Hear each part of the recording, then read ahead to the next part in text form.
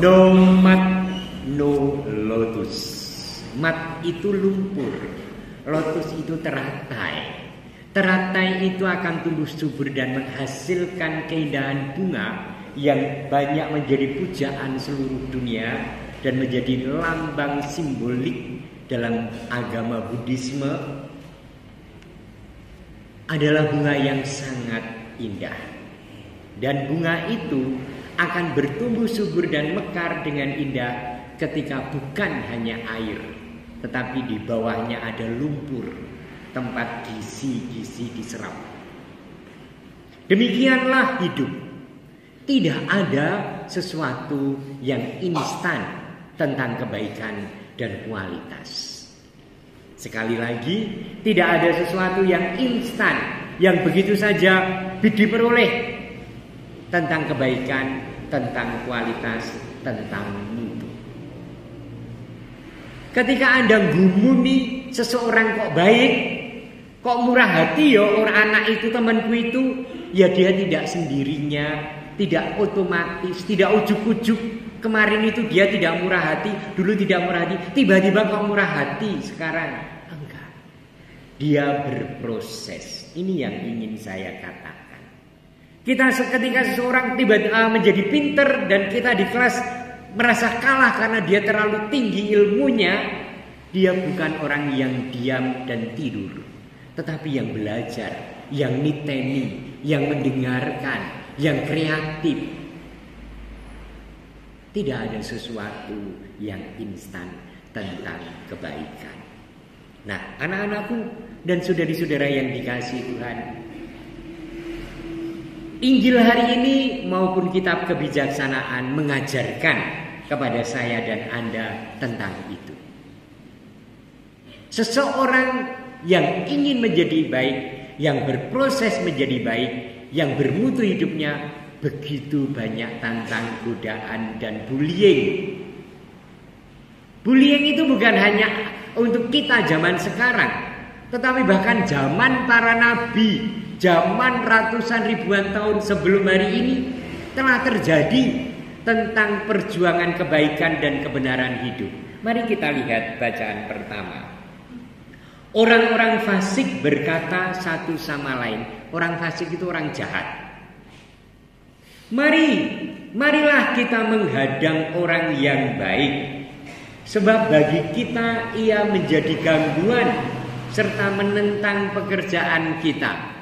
Tentu saja orang yang baik itu menyilaukan, sehingga kalaupun tidak mengatakan apa-apa, begitu dia hadir di tengah-tengah kita, kita sungkan untuk melakukan kejahatan. Maka diungkapkan dalam firman tadi, Sebab bagi kita ia menjadi gangguan. Mungkin si baik tidak menegur, tetapi kehadirannya sendiri sudah membuat sungkan. Kita seringkali mengatakan, ada, dia akan datang, yuk kita pergi. Sungkan karena kita melakukan kejahatan. Ada Romo, bicaranya yang halus. Sungkan, padahal mau bicaranya Romo juga kasar, ya kan? Tetapi cap seseorang menjadi baik dan berproses menjadi baik bagi orang lain itu membuat sungkan dan kemudian ingin mengusirnya, ingin kita tidak dekat, ingin dia jauh dari kita. Pelanggaran-pelanggaran hukum dituduhkannya kepada kita dipersalahkan dosa-dosa terhadap pendidikan kita. Dia tidak mengatakan sesuatu dan tidak mengadili, tetapi seolah-olah dia itu memantulkan cahaya yang benar dan baik sehingga hidup kita merasa diadili. Betapa pada orang yang sangat berwibawa karena kesalehannya, kita menjadi sungkan seolah-olah kita itu kecil dan memalukan hidup kita. Ingat, Anda juga mengalami hal seperti itu dalam hidup. Ya. Cobalah kita lihat apakah perkataannya benar dan ujilah apa yang terjadi waktu ia berpulang. Jadi mereka ingin membuli, ingin mencobai, ingin menggagalkan proses menjadi bermutu, proses menjadi baik, proses menjadi matang. Itu ada di antara teman-teman kita, hai kaum muda, atau mungkin sendiri kita berada dan menjadi orang yang itu tadi, yang jegali. Ketika orang ingin baik, Allah dadak belajar. Cuman gitu aja, nanti dapat 6 gak apa-apa, nanti tak kasih kepean.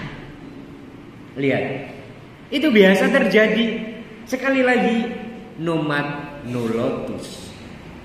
Tidak ada kebaikan, kebenaran, mutu, kematangan hidup yang dadakan.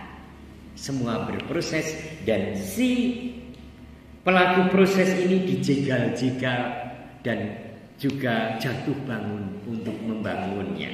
Dan Injil hari ini menarik sekali. Sesudah Yesus menampakkan kemuliaan di Gunung Tabor, yang kemudian dihadirkanlah Musa dan Elia dalam vision, dalam penampakan itu. Dan Petrus, Yohanes dan Yakobus gumun, heran. Apa yang kemudian terjadi? Sesudah mereka turun dari gunung, Yesus mulai terbuka. Yesus mulai membuka rahasia kemuliaan dan kerajaan. Kalau kita kematangan, kualitas hidup dan seterusnya, bahwa itu dilalui dengan sengsara, dengan dibunuh dan nanti bangkit. Maka diceritakan sesudah Yesus dimuliakan di atas gunung, ia dan murid-muridnya melintas Galilea. Ia berkata kepada mereka, Anak manusia akan diserahkan ke dalam tangan manusia dan mereka akan membunuh dia. Tetapi 3 hari setelah dibunuh, ia akan bangkit. Apakah para murid paham? Enggak. Karena mereka itu membayangkan guru yang diikuti ini adalah orang yang sakti, yang membuat mereka makmur, yang mereka nanti menjadikan mereka menteri, jabatan-jabatan komisaris dan seterusnya. Sementara jadwal atau program Yesus adalah menyelamatkan bukan arti duniawi, tetapi kemuliaan melalui sengsara. Apa itu? Ya kematangan hidup, ya mutu, ya kepandaian, ya spiritualitas yang tinggi, ya hidup yang sangat bermutu.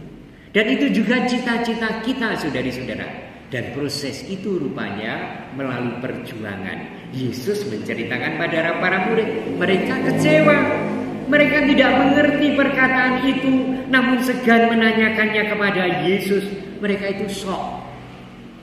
Mereka tidak mengerti tapi tidak bertanya. Mereka kaget, loh, masa sih? Tuhan kan orang yang sakti.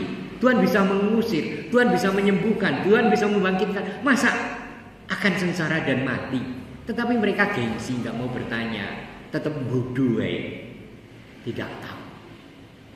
Ayo, kita yang hari ini diterangi oleh firman Tuhan, meraih kematangan dengan perjuangan yang tidak pernah lelah dan letih, tenang apapun itu. Amin.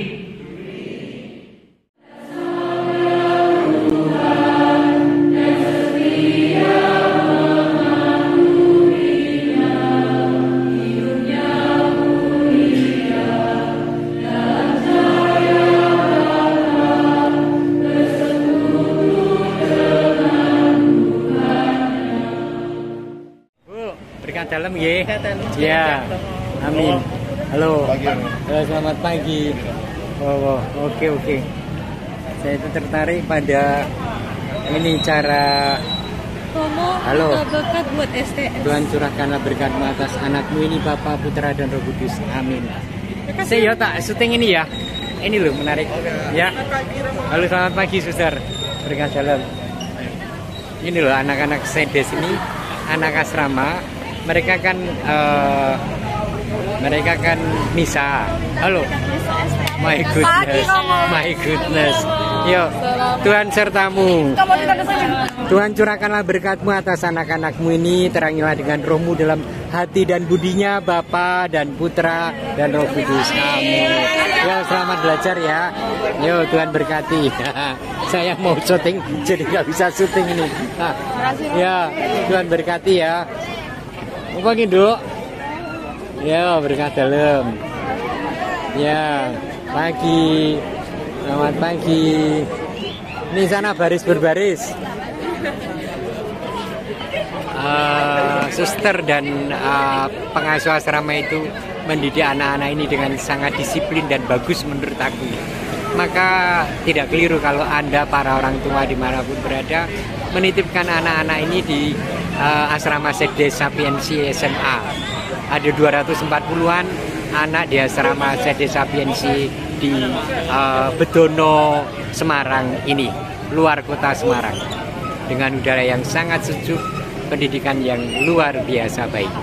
Yuk, semangat kita hidupi iman kita. Ini barusan selesai merayakan Ekaristi di gereja, dan mereka baris berbaris untuk kemudian jalan melalui jalan raya yang sangat ramai, sehingga memang perlu disiplin. Gitu.